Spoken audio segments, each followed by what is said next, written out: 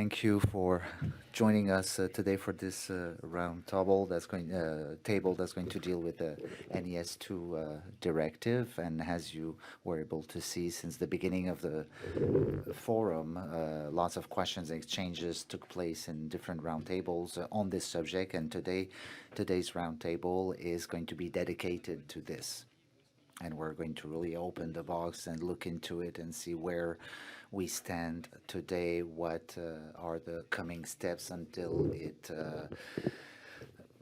turns into a everyday reality. So we have highly representatives of the panel of the different stakes related to the representative. I'm going to ask them to introduce themselves to begin with. And I'm going to start directly with Yves, and I'd like to point out that this conference will be half French, half English, because we have the chance to have speakers from Poland. So I'm going to alternate in French and English, and there are translation headphones available for you. Yves, if you can begin, please. So hello each and everyone. I'm extremely happy to be here with you today and take advantage of this forum with all of you. So I'm the Deputy Director in charge of strategy at ANSSI, and I'm going to speak, translation works very well. So at ANSSI, we are concerned by the NIS2 transposition, implementation, and it's, of course, a continuation of NIS1. Everyone, my name is Marcin Domagała. I'm from the Kancelariat of the Prime Minister in Poland. I work in cybersecurity department, and I'm head of the unit of the international cooperation. So thank you very much for having me here. I'm very pleased that so many people are here and are interested in the new regulation directive NIS2, which is the horizontal one. Thank you very much. Bonjour, enchanté. Pierre-Marie Laure. My name is Pierre-Marie Laure. Nice to meet you. I'm in charge of cybersecurity activities for command control and instrumentation of nuclear reactors, and I'm also in charge of a industrial service line dealing with critical activities such as ours. Hello everybody, Thibaut Meyer, Google Cloud Director of Cybersecurity. So of course for us the NIS directive is a topic that our clients talk about a lot, and we're concerned, of course. Hello, Brice Gilbert. I'm a certification manager at AFNOR Certification organization of AFNOR, and I'm in charge specifically of cybersecurity and for standard ISO 27001, and I deal a lot with organizations that are going to be concerned by NIS2 and also working with ANSSI. So I'm going to try and contribute the perspective of the certifying issuer in charge of cybersecurity. So thank you very much for this introduction. And I think there's a problem with the translation.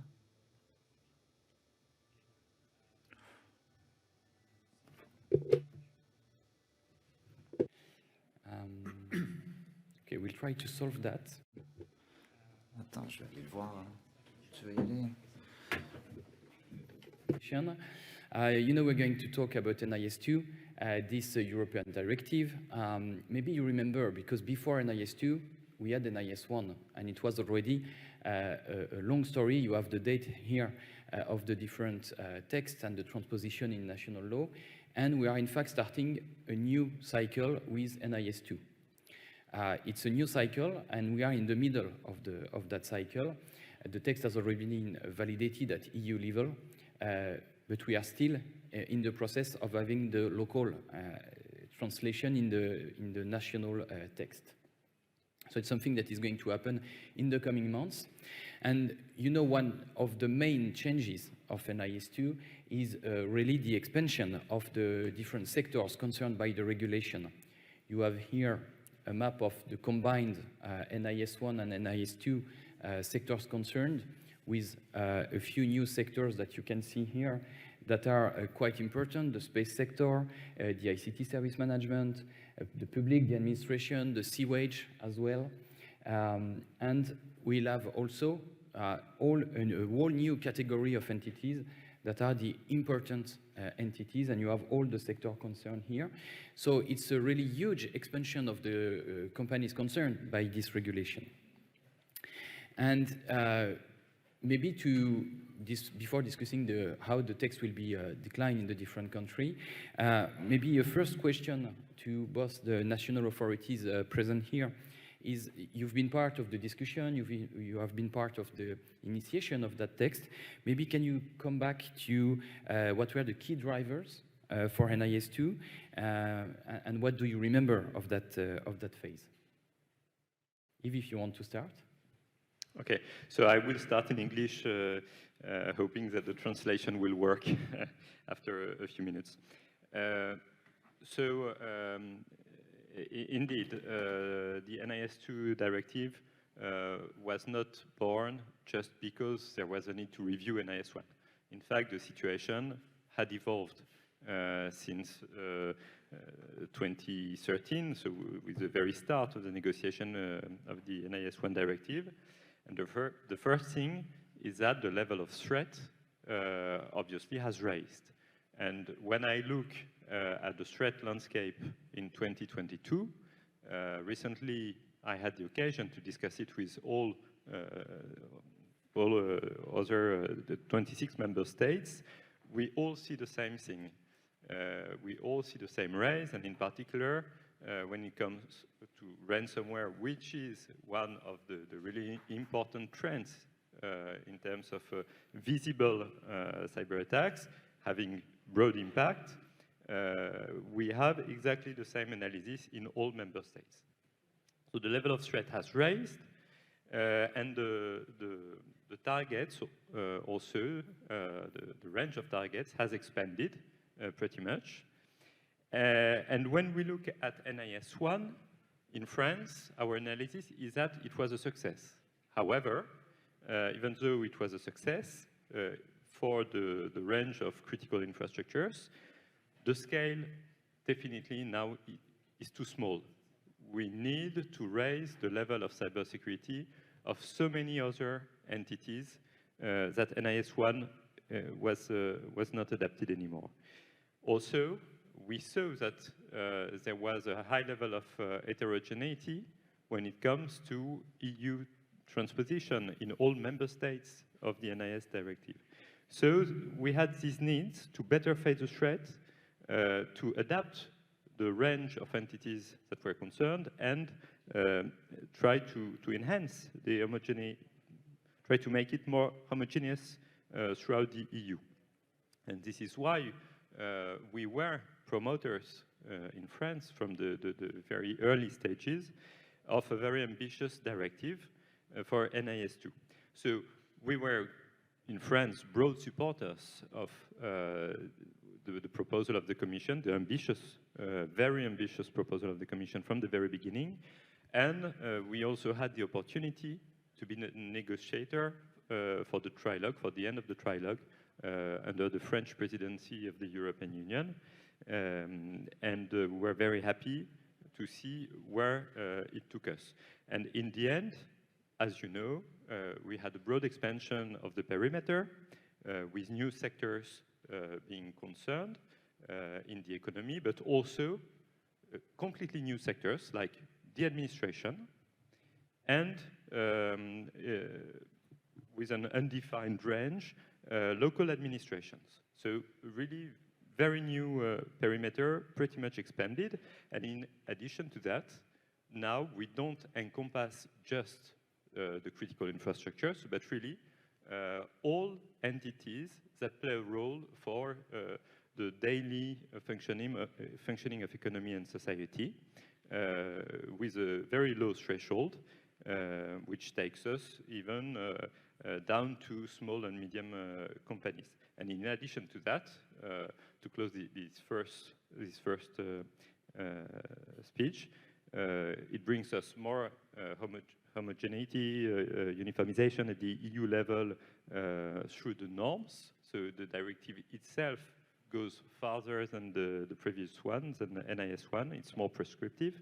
And also, it was the occasion to give a formal setup for the cyclone groups that was informally created beforehand, which gathers all the EU national cyber authorities when it comes to crisis handling, which really makes us more efficient when it comes to responding to a broad EU crisis. Thanks, Yves.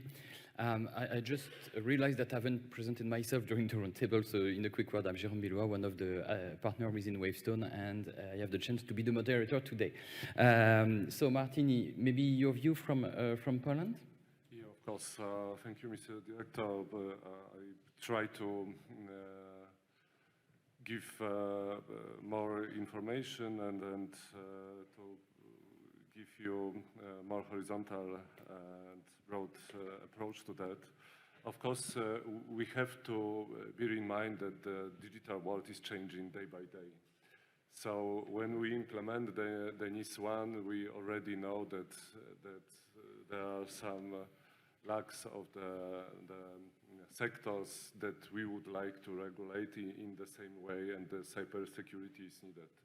At the same time, the approach to critical infrastructure and at the same time cybersecurity and the IT and OT start to be the common way for that. So this, from the Polish perspective, it's also very important. Nowadays, we have nearly 400 operators of essential service because of NIS1. But at the same time, when you look for every member states, they differ because of the thresholds to identify the operators as essential.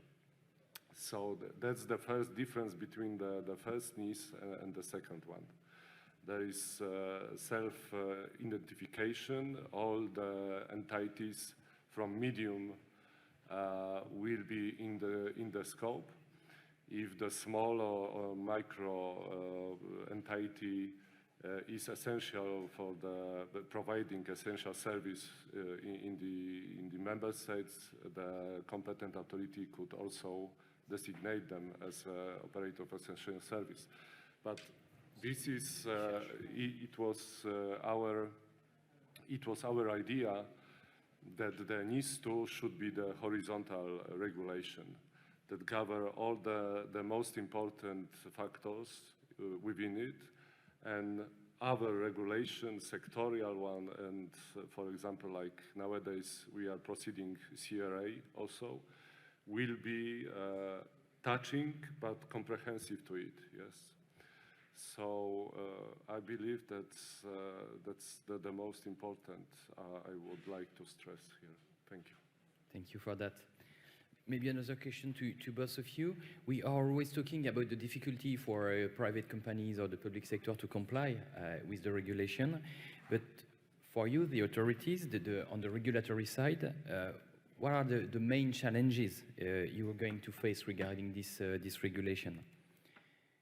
So maybe Marcin, for you to start with that. Yes, of course. So the main challenges from the perspective of the public administration with the size and numbers of the entities which will be in the scope. Yes, as I mentioned before, for example, in Poland we have nearly 400 operators, but we have decentralized system. So we have few competent authorities for all sectors. For example, Kancellaria of the Prime Minister is the regulator of the digital infrastructure sector. And nowadays we regulate just 10 operators of essential service because they fulfill the level of thresholds. After NIS2, it will be like 300. So from our perspective, it will be very challenging to be in line with all regulation, to regulate, control, and have all in mind that and the contact with all entities which will be in the scope. That's the first point. The second point is the opposite side.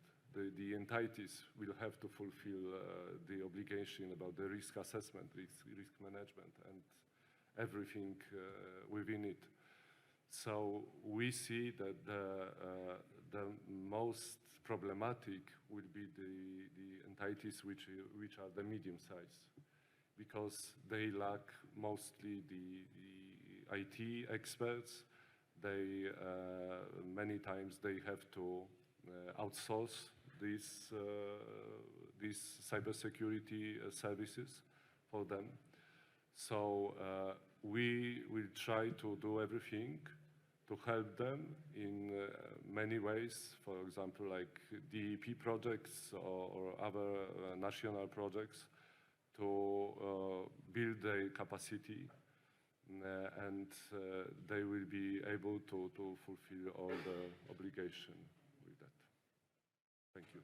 Challenge. If you want to complete that? Yeah, a few things. The first one, that is not really a challenge, just a constraint.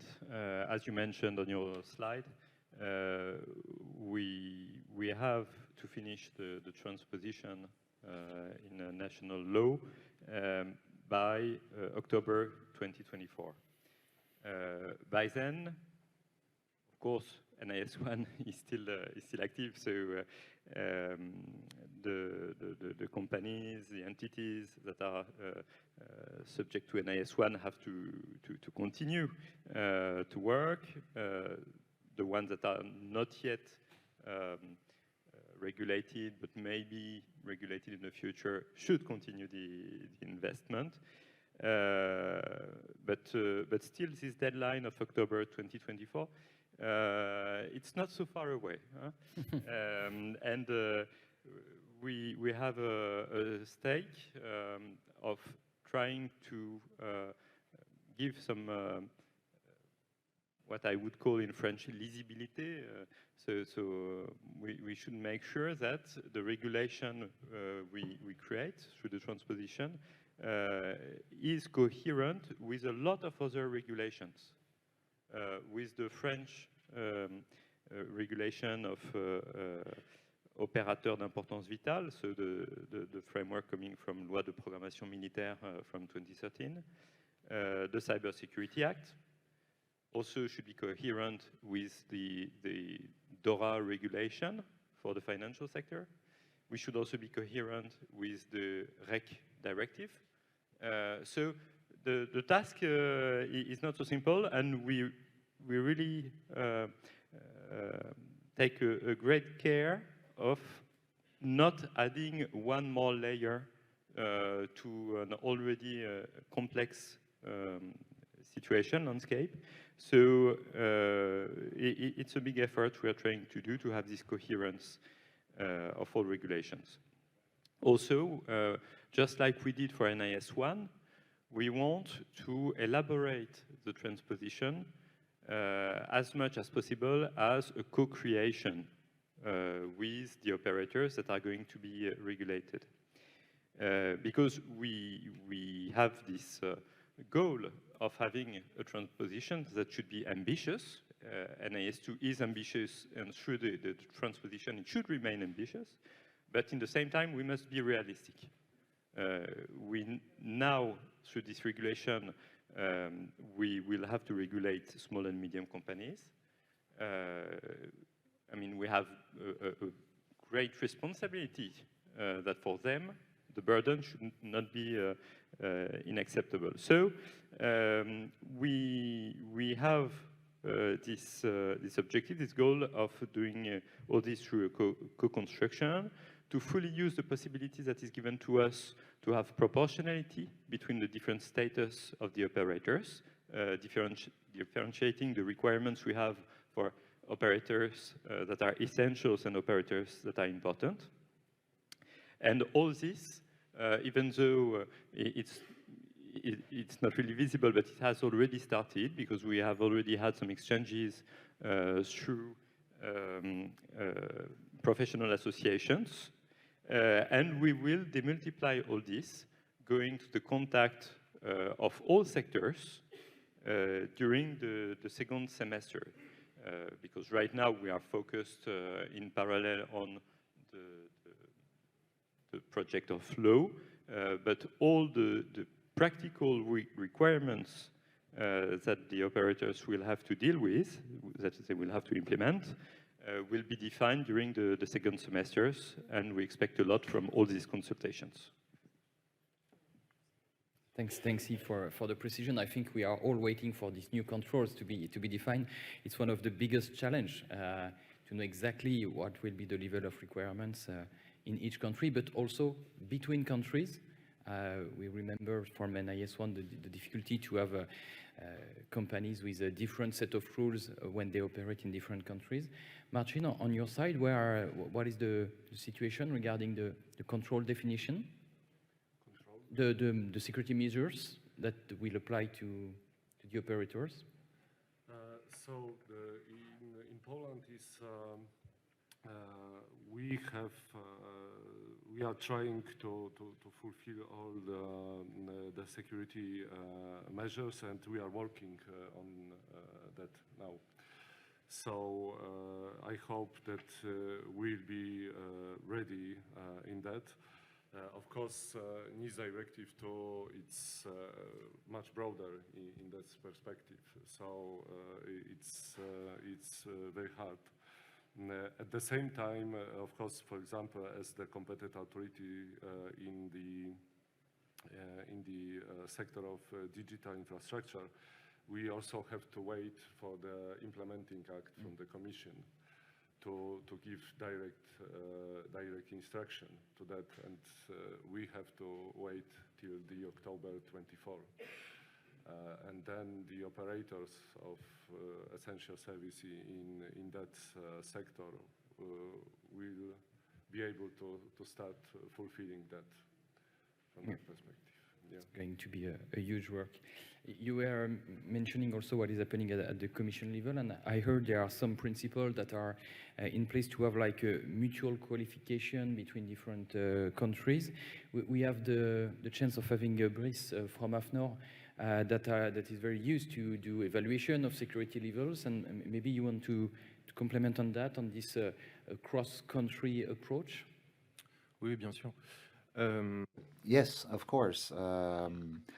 So to make sure that there's a harmonized rollout between NIS2 countries, it's important to have reference guides that are accepted by all countries and implemented by all countries, with reference texts recognized by all member states. And in a second phase, it's also necessary to monitor the implementation of the mutualized requirements to implement, control, and check of the proper applications of the text, and again harmonized and mutualized across the different member states. And what we saw after the implementation of NIS1, some countries imposed the need to be certified ISO 27001. It's an international standard for essential service operators. While that was the case for Belgium, for example, other countries like France imposed or had defined themselves in their national law upon Order 23 security measures, and imposed essential service operators to be audited by certified organizations in an annual basis. So these are two different methodologies on the elaborations of security criteria and control and verification. And so what we can see as well is that in France, for example, some key players or stakeholders that are not concerned by NIS1 will be concerned by NIS2 further to the extension of the scope. It's the case for data host or private data host, who also have obligations to be ISO 27001 certified. Our GRDP needs to be implemented too.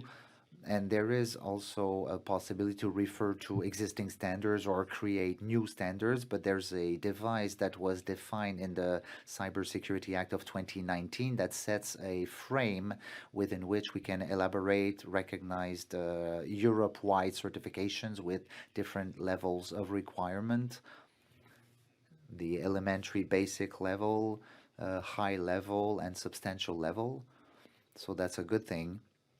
And generally speaking, on this kind of text, national authorities like ANSSI in France are much more involved with a certain level of expertise, enabling us to lead to high complexity text to match the high stakes of the organizations and entities concerned by NIS2. So we go further than what the norm requires. So it will be necessary to draw up texts maybe part of certification processes defined in the Cybersecurity Act. Normalization may be another law. And we are also interested in what is set out in GRDP, another European regulation. So GRDP has no certification recognition design like it's the case in the Cybersecurity Act. What was planned or included in GRDP was the recognition by control authorities of certain code of conduct or certification mechanisms that may be recognized by the public sector, who can present their compliance methodology and have it validated by the authorities. It was the case for a code of conduct for data host organizations. It was also the case for a certification drawn up by a Luxembourg consortium. So here again, it's another control methodology. So GRDP, we can look at what's been done, but GRDP also has planned surprise checks. So no regular audit on an annual basis, but more surprise audits by control authorities on sampled organizations. So that's another control methodology that can be taken into consideration. Thank you for all these elements. And we've seen, so the good news is that the translation works. So we can continue in French for most speakers. So we saw at authorities level, now if we look at those entities concerned who will have to comply with the new regulation. So question for you, Pierre-Marie and Thibault. If we look back on the previous texts and investments that were made, and there's been a lot of that, what will be the main challenge we can foresee before the implementation of the directive, whether for yourself or for your clients? Pierre-Marie, would you like to begin? Yes, with pleasure. Well, what we foresee is that we will need to continue raising awareness with the different board of executives of companies.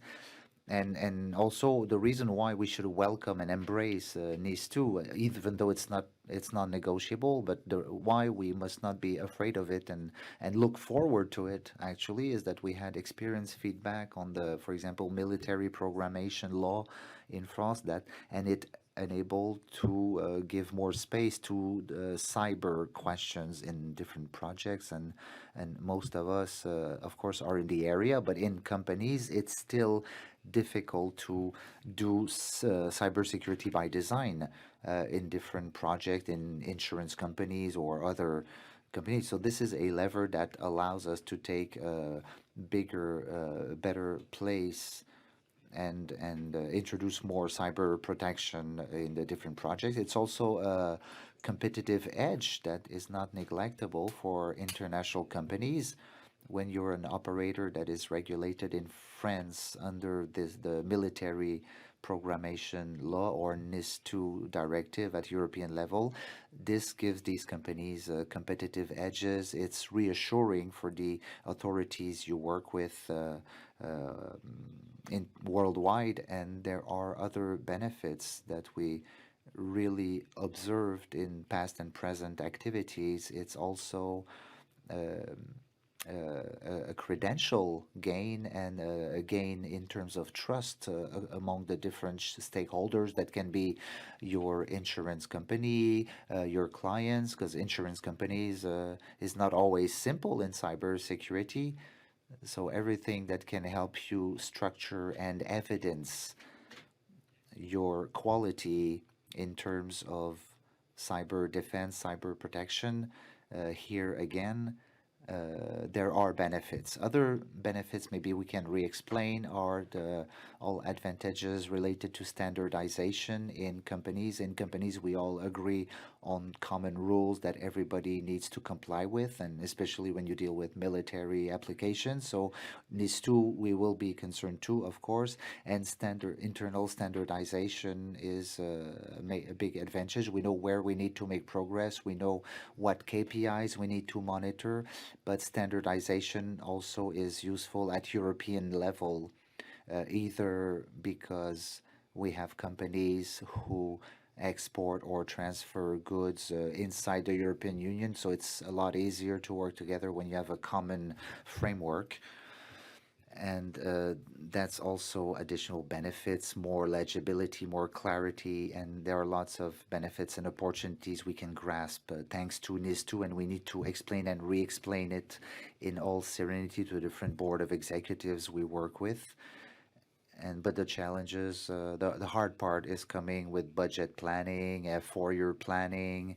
We will need to provision some capex for that. And in our military programming, we saw that for some companies, it resulted in 20 to 30% budget increase dedicated to the systems concerned. So we will have to clearly get into the budget planning part and as well the operational planning part. How do we implement detection systems, vulnerability detections, response systems, because you have 24 hours to declare an incident with NIS2 and 72 hours for the full report.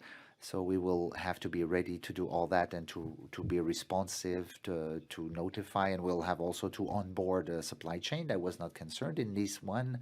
And here again, it will take a lot of careful planning and with internal control and audit systems so that compliance is taken into account by these bodies.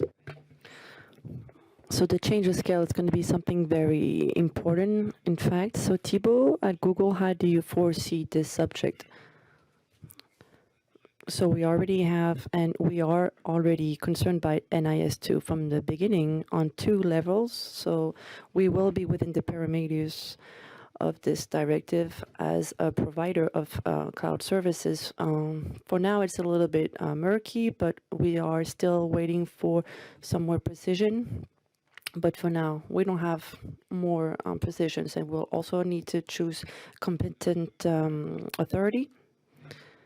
We are already also concerned by this directive because our clients will be within the parameters, a good part of our clients at least.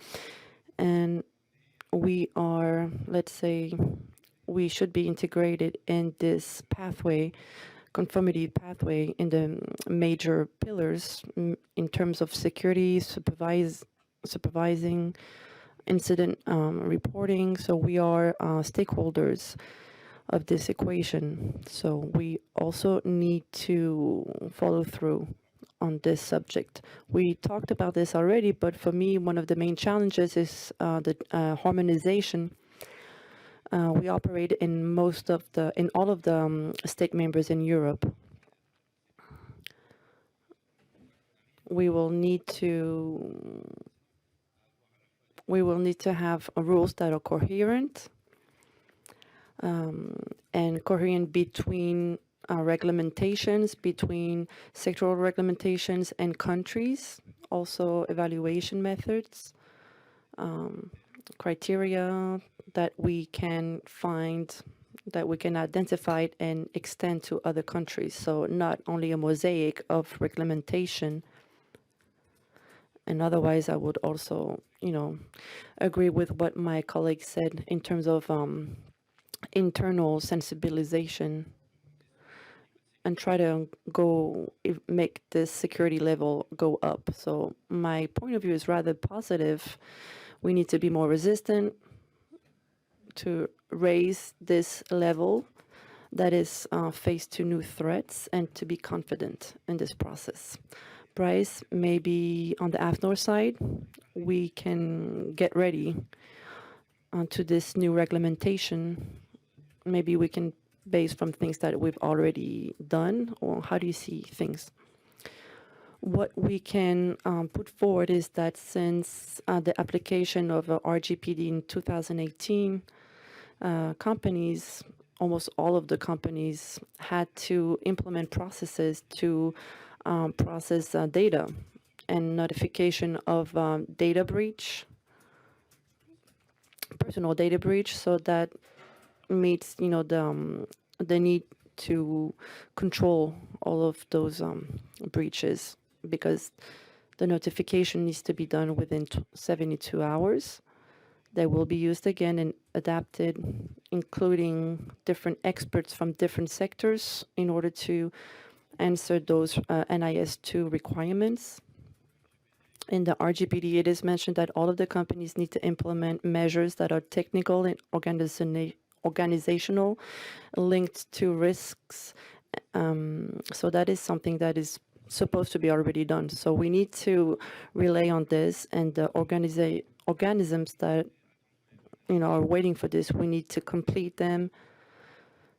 And so yeah, personally at the AFNOR, we are trying to show the right example. We were certified in order to be coherent when we talk about implementation of security measures. So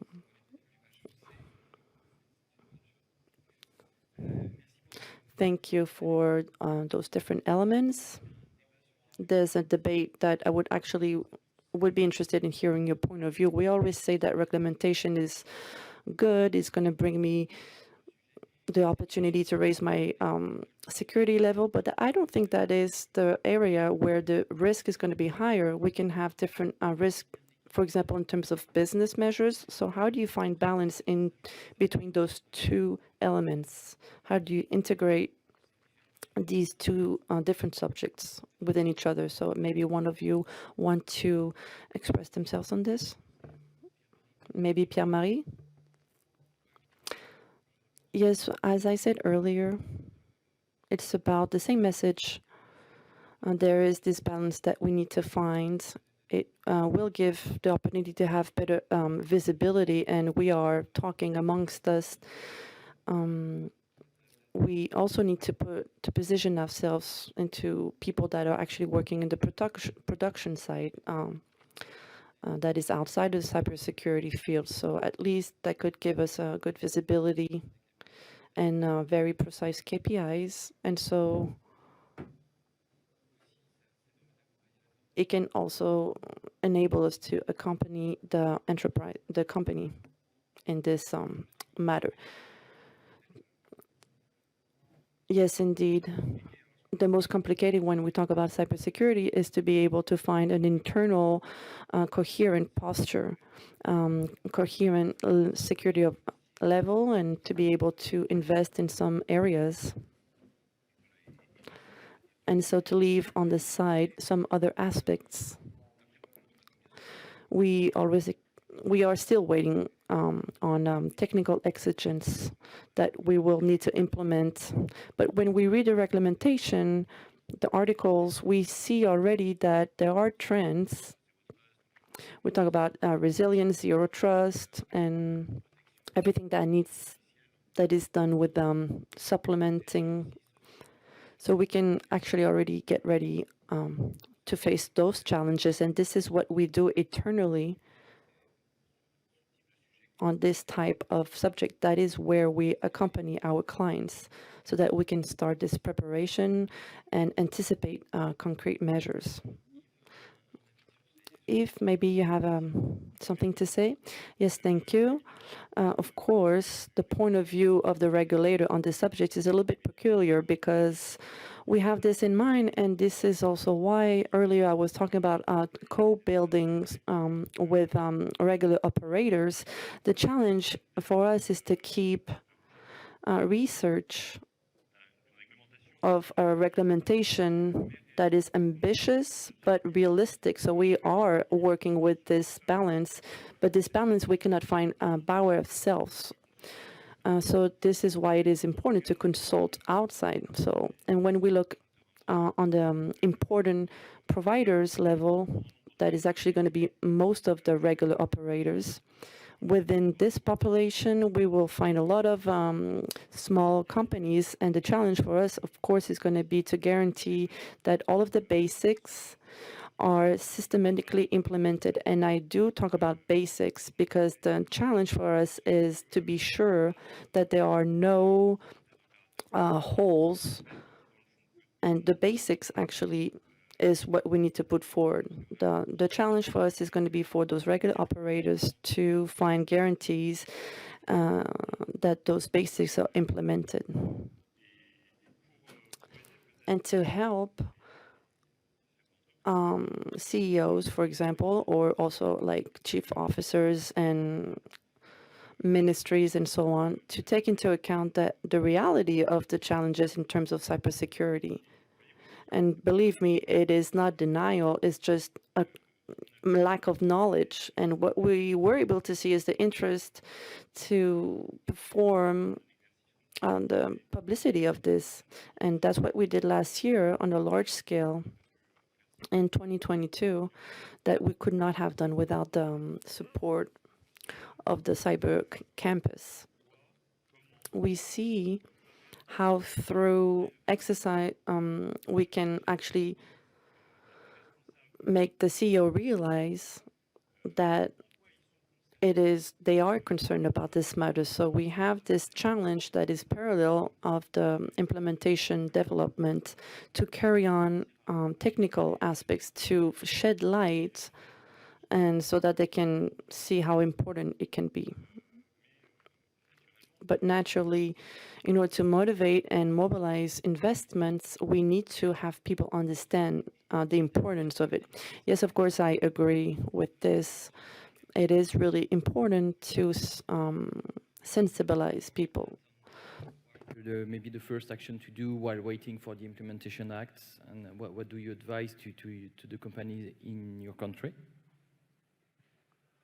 So, for the perspective of the competent authorities, I think that, and we have to bear in mind that the digital sphere is, if you are not adapting to the situation, you are behind.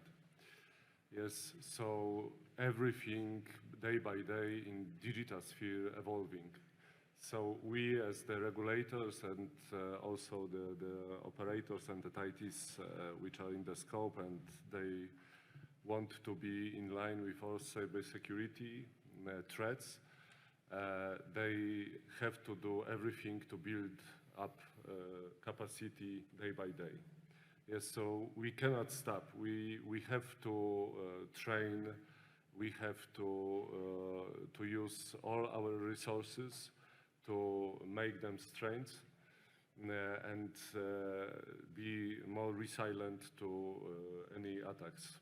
Of course, last years of the pandemic and the war on Ukraine show us that there could be many threats from many vectors, and we have to be prepared for unexpected day by day. And that's the most problematic way to be in line with any kind of attack from any angle. Yes. So we, for example, in Poland, we are trying to build the capacity, cyber hygiene. We have a governmental database where all information for the citizens and the professional are in place. For the professional, we make many recommendations, sectorial ones, horizontal ones. For the citizens, we are trying to give as many information as we can to show people how to be cyber secured, because of course we know that if you want to be 100% cyber secure, we have to just take the plug. Yes, and you are cyber secure in 100%, but at the same time you are not in the cyberspace. Yeah. So everyone nowadays cannot afford that. So because of that, we have to have some kind of balance. We know the costs are high, but at the same time, we know that we, as the governmental side, we have to do everything in any cost to secure the critical infrastructure, the energy, the water, and so on, the most important parts for the society. Yes. So in any cost, we have to secure it in the best way we can. So I believe that's the most important factors that we have to do. Thank you. Thanks for that. Oui, je pense que c'est important de remonter à l'enjeu sociétal. Yes, I agree. It is important to go up to this importance, because we often see, oh, I'm still going to have to do something really important, but the finality is still important. I think that we will actually be able now to answer questions from the field. Maybe there's many questions because we tackled a lot of subjects. Are there people that have subjects? Please raise your hand. Someone will give you a microphone if you have any questions. Okay, we have two. Okay, very well.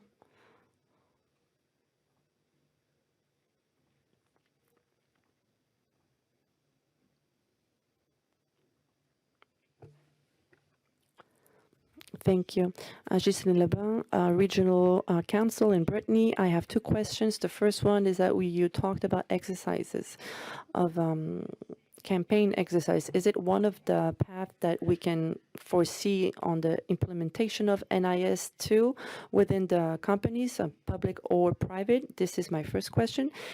And will you talk about a little bit more in depth about the measures that will have an impact on us in a year from now, about a year?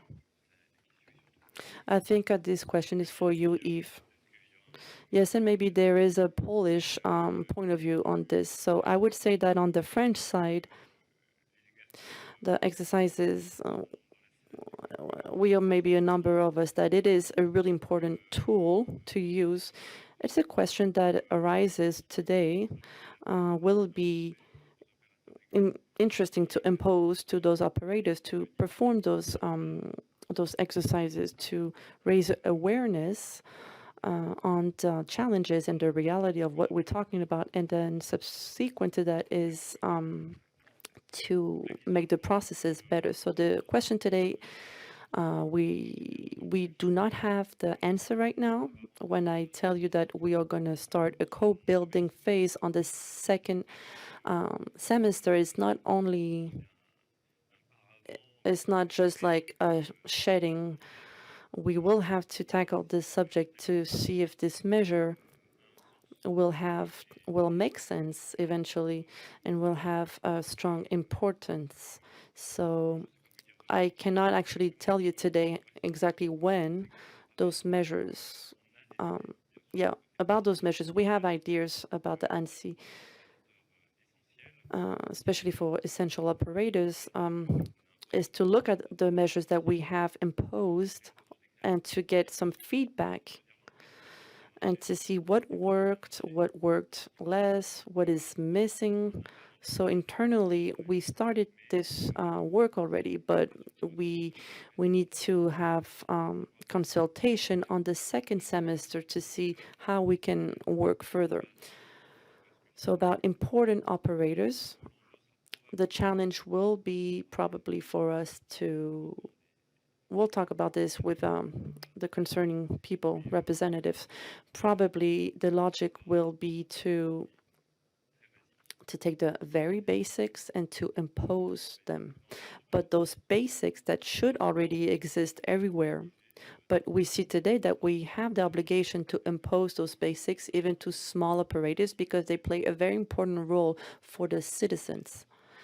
Those basics, as we know, that can be very complicated to impose. I'm not gonna question the necessity to do that, but yes, of course, that will require a lot of energy within different structure, but that is definitely a benefit. When I talk about basics, I do not say that it is going to be imposed. Those 42 rules will be imposed by the NC. I'm actually talking about real basics, more. Importance of maybe if you plan to have a crisis exercise in the security measures? Yes, of course. Month by month, we do many exercises regarding the cyber security and the security measures. Of course, the baseline is the ISO 27001, yes, and that's the baseline. As I mentioned before, during our discussion, we have to wait for the notification act for the Commission regarding the sector of digital infrastructure sector, and to see what will be the requirements and risk assessment in this area.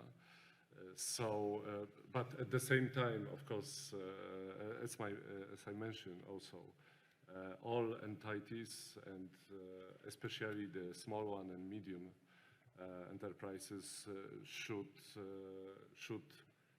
build up capacity because many of them lack of the knowledge about the cybersecurity. And we, as a governmental side, we are do everything to give them this knowledge, to educate them in any way we can. Also, one of our national CSERT NASC, Research Academic, Public Research Academy Institute, give many trainings and many exercise to public and private institutions to build up their capacity. Thank you. Thanks. Il y avait une autre question de... Thank you. There was another question at the forefront. Noémie Aurel at the F-Stone. I work in Brussels. You talked a lot about the challenges in terms of harmonization, coordination, and really share your opinion here. The challenges in this regulatory with the rules and directives that are being released, but between countries. But how does it? What will the rules actually be in real life? Like, how do you work together so that those synergies?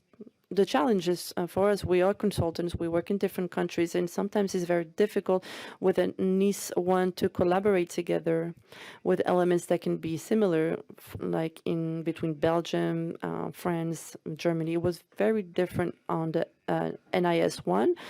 On the NIS2, will we have more concrete measures? This is directive. So all member states could choose their path to implement it.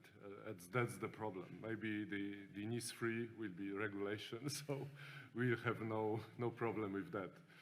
So I believe that from your perspective, it's hard to see because you see differences between the member states. And at the same time, the member states could choose the baseline as in the NIS1, but if they want to go further and put higher cybersecurity measures, they can. So no one can stop them in doing so. Yes. So from that perspective, I believe that we differ between, and I have no answer how to you could cooperate, you have just learned the market itself in that way. Yeah, so of course, as I mentioned before, we all, the baseline is the ISO 27 or the other NIST requirements if the competent authorities choose ones. Yes, and that's for me. Thank you. Yves, oui, Yves. Ouais, j'aimerais raconter. Yes, I would like actually to give a different story about my colleague.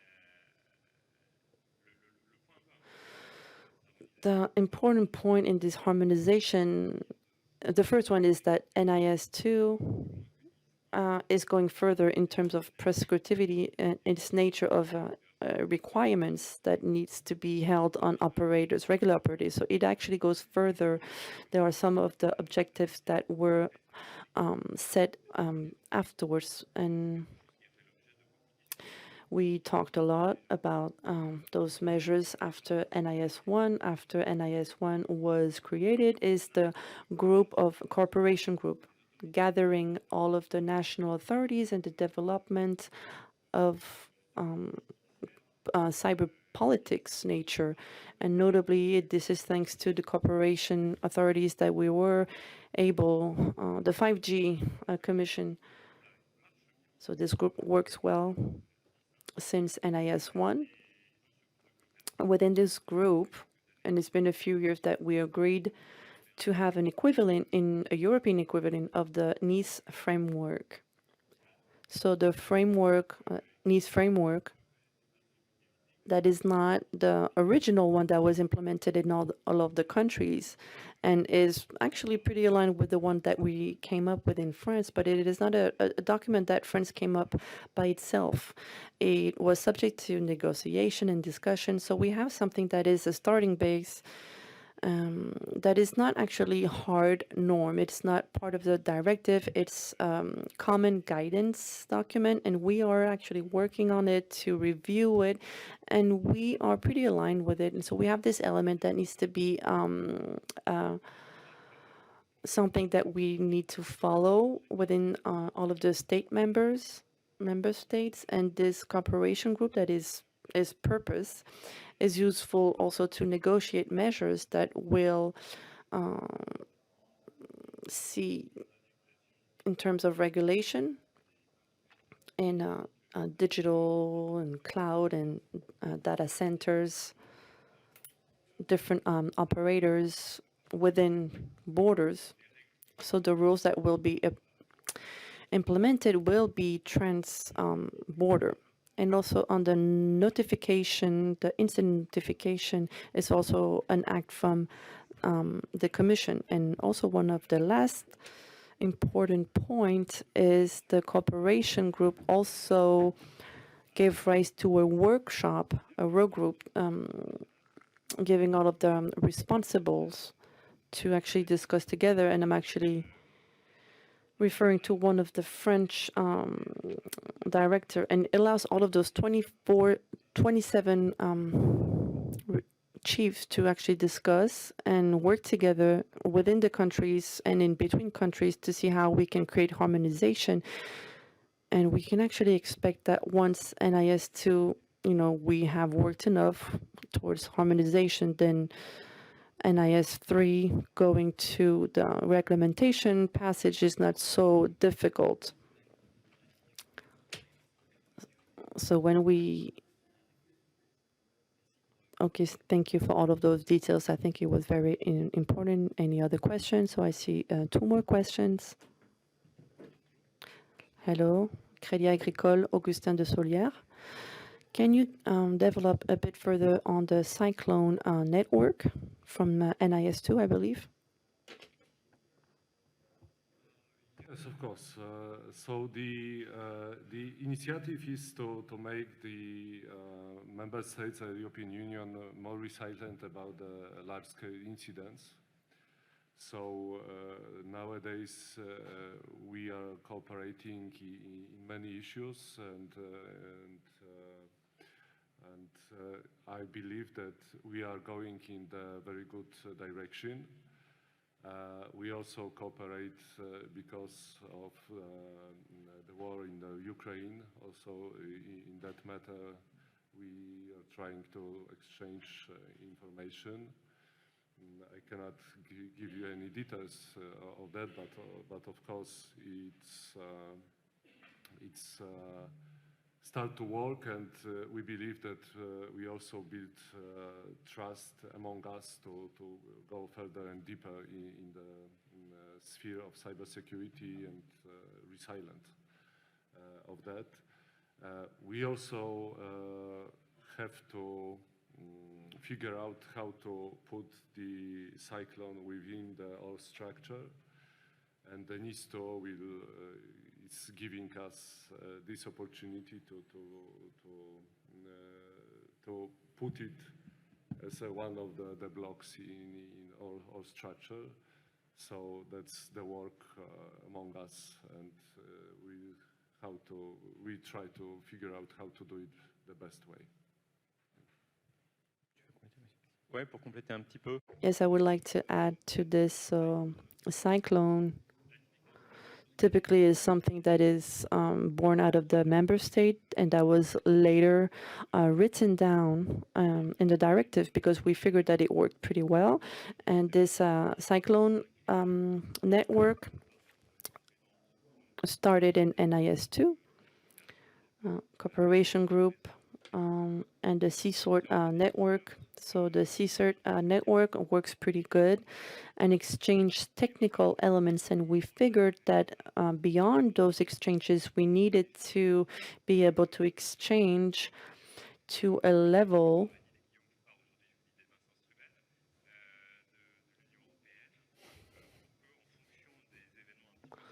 that a significant, I'm sorry, I lost what he said. That was a French expression. So the purpose was to exchange our appreciation of impact of our understanding so that we would be able to have a global vision, the most comprehensive vision in each of our state members to take the best decision possible in terms of crisis management so that when we actually get to those crises, but also being able to share information with the European Commission because this commission is actually interested in those crises. So it needs to be fed in terms of information so that they can communicate and react. We also realized that it was a tool that was really great in order to succeed in reinforcing each other. So when we decide to take a national measure to answer a crisis, if we see that we are 2, 3, or 27 that managed to align our reaction, then we reinforce each other. And contrary to this, when we take measures individually, when we don't coordinate and different measures, this makes us weaker because everyone is asking us, why did you do that? We did differently. Did you think about this? So this is the benefit we see from Cyclone. Thank you. There was another question at the back of the room.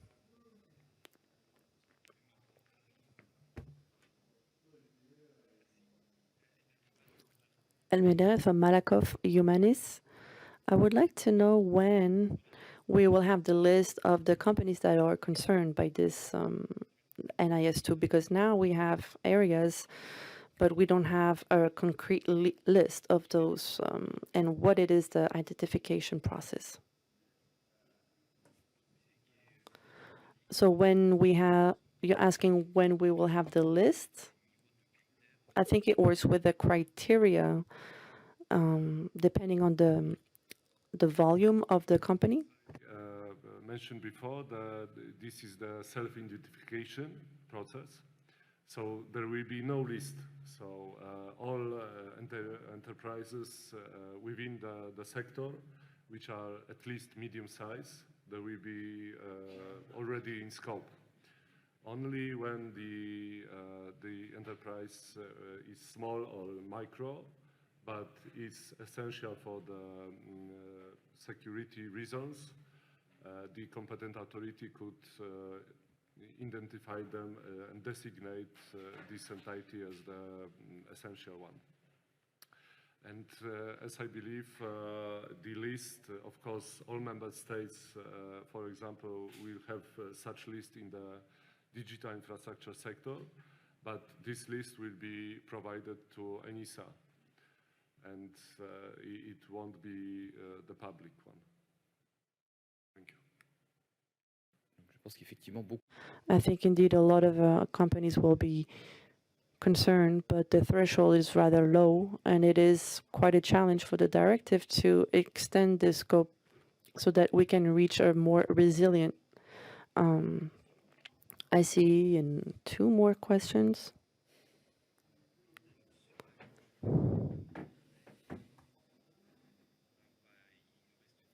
We have 10 more minutes, so let's make short answers.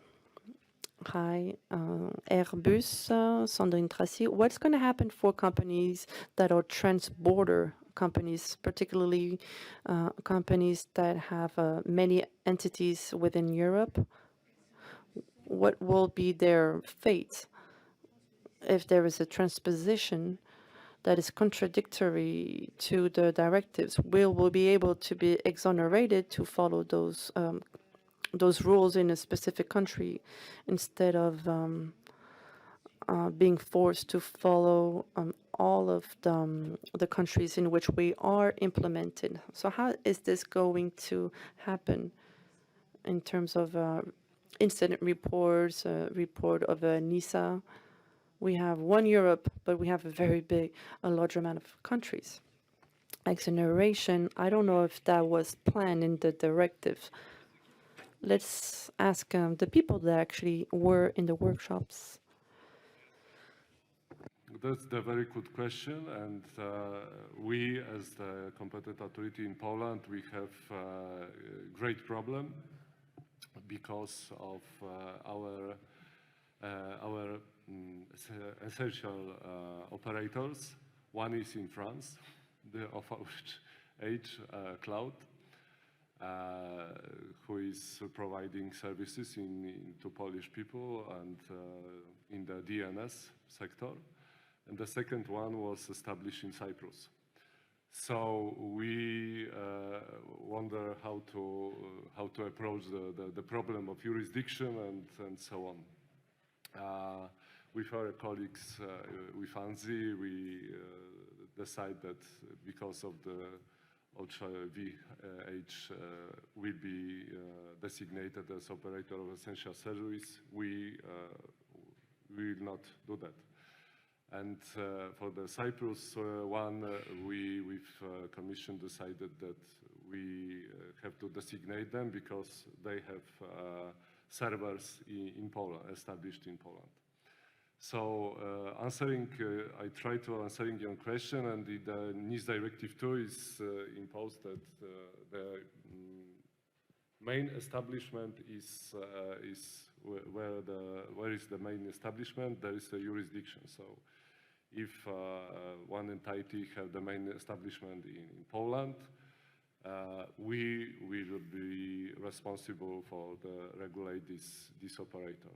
Yes, and that's how it will be going. Of course, if the entity is outside the Europe, it also be the same rule. So they will have to have in the Europe, in one of the member states, the establishment, and where it is, the member states will regulate them. Thank you. Peut-être, voilà, encore une question de... Maybe one more question.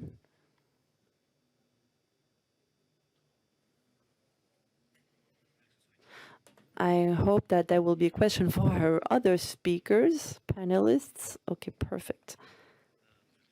Thank you.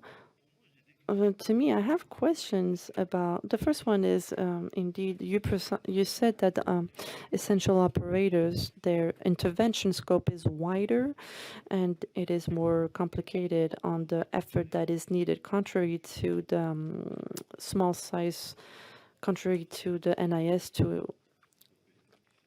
So we see that there are many of those small average companies.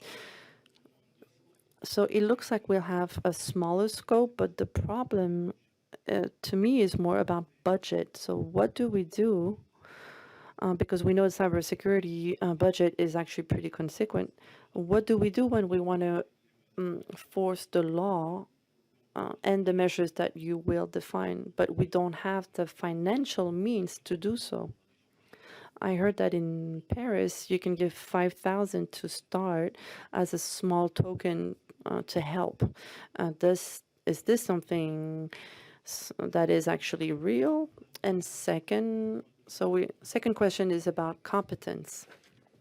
Lack of competence in cybersecurity is a problem. So today, can you say, or maybe tomorrow, between AFNOR and ANSI, do you foresee training that could be available to IT personnel and small companies to actually have them have better cybersecurity abilities, whether it is technical or yes? Thank you. Okay, so maybe AFNOR has something to say about this, and then maybe we'll see Framadom and Google afterwards talking about budget. So what I can say is that we have already a lot of training available and that are available from a government help, CPF. I'm thinking about the ISO 27001 training, cyber crisis, all of those trainings are available. And I would recommend those so that they can train their staff better internally. Does AFNOR, oh, he's making a joke about, spamming on the text messaging. That could be an idea to send text messages, but about like limited budget that is to enterprise. What I wanted to add is that we need to be able to master all of our subject. We'll have to give priority to risk management and other associated methods. I'm actually going to repeat in some ways what was already said. We cannot tackle all of the problems. We need to pick our fights, and we need to get back to the risk approach. So where should I start? Where should I concentrate my efforts? And how do I manage priorities? But of course, that can be for like small companies or bigger companies. So that will be in all levels. So that will be to get back to the major risk depending on the industry of work. So, and how can I draw my roadmap and work with priorities? Pierre-Marie? Okay, it is written in the NIS2 on how to prioritize the budget. And we're talking about 4 or 5 years of budget, so that, this is pretty subsequent.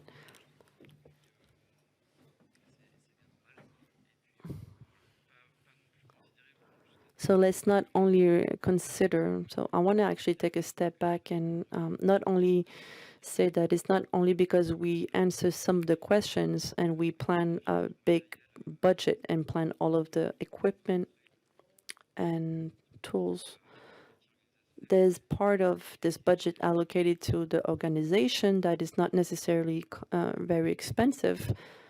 The exercise part, it's a really good level to trigger and to have better awareness, and in reality to see if what we implemented in terms of technology or regulation, if it worked or not, and if it doesn't work, it actually needs to work. And this is where we can see the results.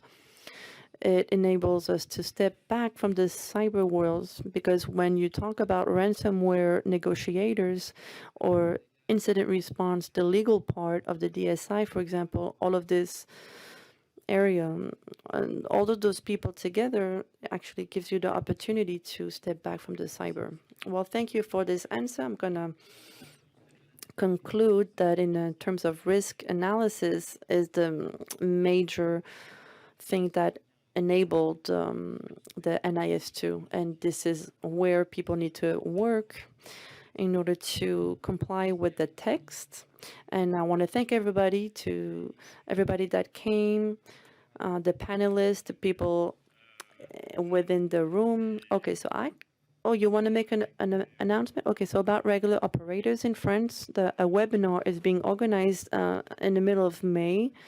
So if you want to get more information, you can check social media on the website of ANSI. You can actually, oh, well, this is great news. Thank you, everybody, and have a great end of FIC. Thank you very much.